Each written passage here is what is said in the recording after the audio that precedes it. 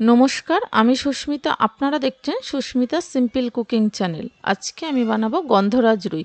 গন্ধরাজ রুই খেতে অসাধারণ লাগে, বানাতেও খুব সহজ, অল্প উপকরণ দিয়ে বানানো যায়। তাহলে চলুন রেসিপিটি দেখে নেওয়া যায়। প্রথমে আমি একটা প্লেটে 4 পিস মতো রুই মাছ নিয়ে নিয়েছি। মাছটাকে পরিষ্কার করে ধুয়ে আমি জল ঝরিয়ে নিয়েছি। এবার যেহেতু আজকে গন্ধরাজ রুই বানাবো, ওই জন্য গন্ধরাজ লেবুর রস দিয়ে দেবো কয়েক ফোঁটা চিপে। লেবু রস দেওয়া হয়ে গেছে। এবার ওর মধ্যে দিয়ে দেবো নুন, তার সাথে দিয়ে দিলাম হলুদ গুঁড়ো, আর দেবো লঙ্কার গুঁড়ো। এবার সব কিছু ভালো করে, যাতে মাছের গায়ে লেগে যায় সেই রকমভাবে ডলে ডলে হাত দিয়ে ভালো করে মাখিয়ে নেব। মাখানো হয়ে গেলে 10 মিনিট মতন আমি সাইডে রেখে দেব।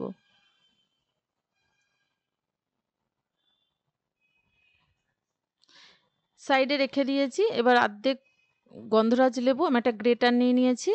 এবার যে খোসাটা সবুজ অংশটা আমি 1 চামচ মতন নিয়ে নেব। ঘুরিয়ে ঘুরিয়ে যতটা নেওয়া যায়, যাতে সাদা অংশটা না আসে। সাদা অংশটা আসলে আবার তিতো হয়ে যাবে। 1 চামচ হলেই হবে।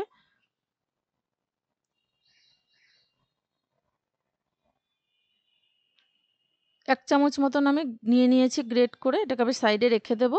এবার রান্না করার জন্য আমি আগে থেকে কড়াই ভালো করে গরম করতে বসিয়ে দিয়েছিলাম। এবার ওর মধ্যে দিয়ে দেবো পরিমাণ মতন সাদা তেল। তেলও প্রথমে ভালো করে গরম করে নেব। তেল ভালোভাবে গরম হয়ে গেছে। এবার এক এক করে মাছগুলোকে দিয়ে দেব। খুব লালচে করে ভাজবো না, আবার একদম হালকা না, যাতে মিডিয়াম ভাজা হয় সেই রকমভাবে মাছ আমি উল্টে পাল্টে ভেজে নেব।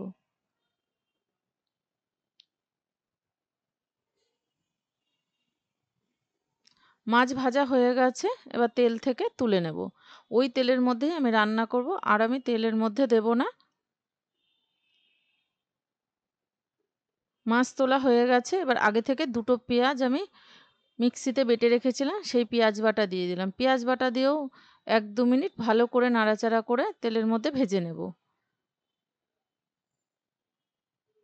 তেলের মধ্যে ভাজতে ভাজতে ওর মধ্যে দিয়ে দেব 2 চামচ আদা রসুন বাটা।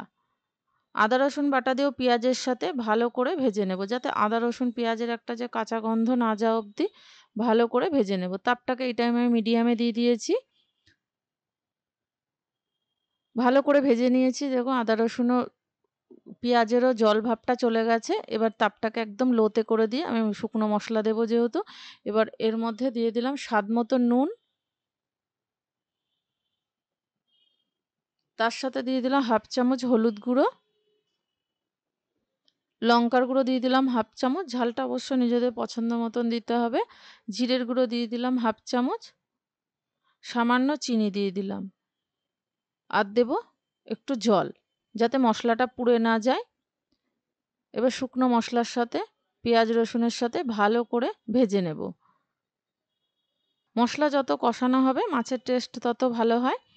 তাপটা যেহেতু কমিয়ে দিয়েছি, এই টাইমে আমি দই দিয়ে দেব। দই দিয়ে তাপ কমিয়ে দইটা দিলে ভালো হয়, নাহলে অনেক সময় ঠান্ডা অবস্থায় মানে গরম পড়লে কেটে যেতে পারে। দইয়ের সাথে দিয়ে দেব 1 চামচ যে গ্রেট করে রেখেছিলাম লেবুর খোসা, সেইটা দিয়ে দিলাম। সব কিছু প্রথমে ভালো করে মিশিয়ে নেব।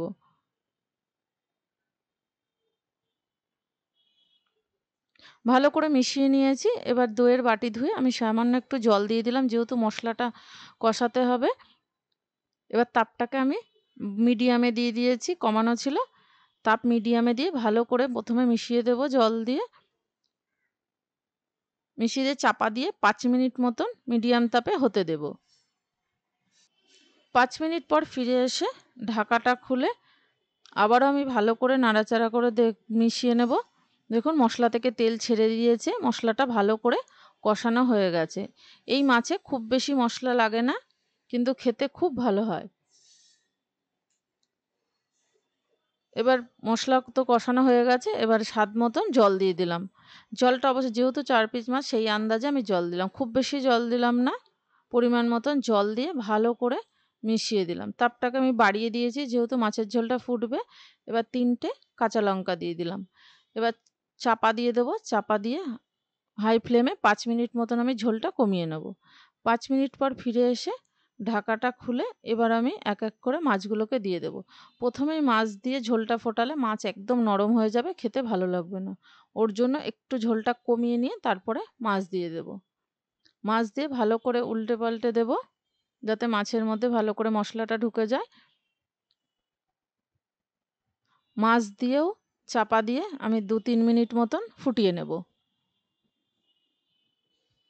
3 মিনিট পর ফিরে এসে দেখে নিচ্ছি। এর থেকে আর বেশি আমি ঝোল গাঢ় করব না, আবার ঠান্ডা হলে আরেকটু কমে যাবে।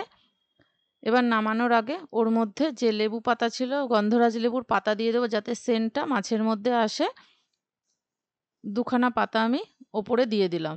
ঝোলের সাথে ফোটালে অনেক সময় মাছের ঝোল তেতো হয়ে যায়। আর ওপর দিয়ে দিয়ে দিলাম 1 চামচ লেবুর রস দিয়ে আমি ফ্লেমটা অফ করে দিয়ে চাপা দিয়ে 10 মিনিট মতন রেখে দেব। দিয়ে ঠান্ডা করে পরিবেশন করে দেখাচ্ছি আজকে আমার গন্ধরাজ রুই কেমন হয়েছে। এই ছিল আজকের রেসিপি। ভালো লাগলে অবশ্যই সাবস্ক্রাইব করার অনুরোধ রইল। পাশে থাকা বেল নোটিফিকেশানটা অন করে দেবেন। আমি কোনো নতুন ভিডিও আপলোড করলে সবার প্রথমে আপনাদের কাছে পৌঁছে যাবে। আবারও দেখা হচ্ছে নতুন কোনো ভিডিও নিয়ে। ভালো থাকবেন, সুস্থ থাকবেন। ধন্যবাদ।